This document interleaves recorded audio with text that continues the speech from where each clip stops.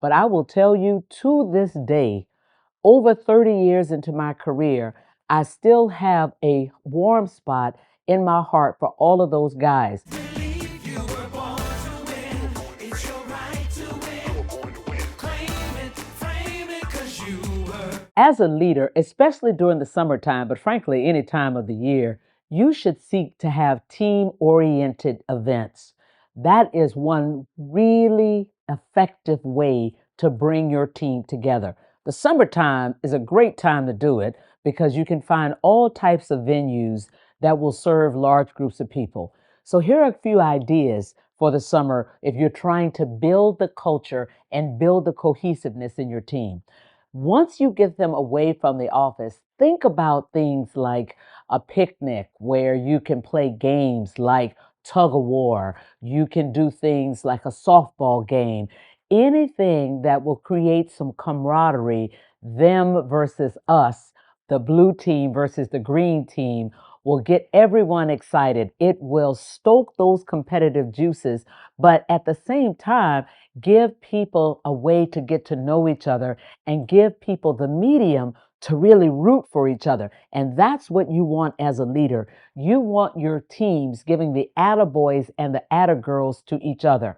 I remember as a first year associate in mergers and acquisitions, one of the things they had us do right in the middle of training was to go on an outward bound exercise way out in the woods. Now, I got to tell you, I'm a city gal.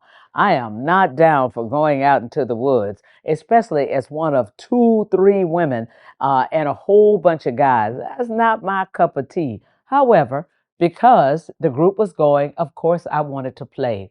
But I will tell you to this day, over 30 years into my career, I still have a warm spot in my heart for all of those guys because some of the exercises that we did meant that I had to depend on them, for example, to catch me as I jumped out of a tree or to egg me on as I was going through tires from one tree tied to another. Things that I had never done, not even as a Girl Scout.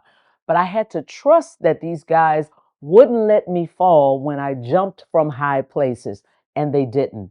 And I can't tell you how effective that was in creating a sense of trust among the team. So, as a leader, stop to think about how you can plan some type of outdoor exercise that either encourages team versus team and then mix those teams up again, or to do something where teams have to depend on each other in order to make it through or in order to survive. You will find that on the other side of these kinds of exercises, your teams will be very different. They'll think about each other differently, they'll communicate with each other differently, and they will come to depend on each other. And ultimately, that's what you want. You want everybody rowing in the same direction, especially the teams that you're trying to lead, and certainly if it is some kind of transformation.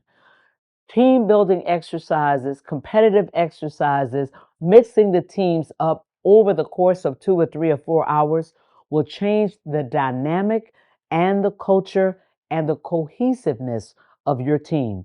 And it doesn't get any better than that, leaders. Go get them.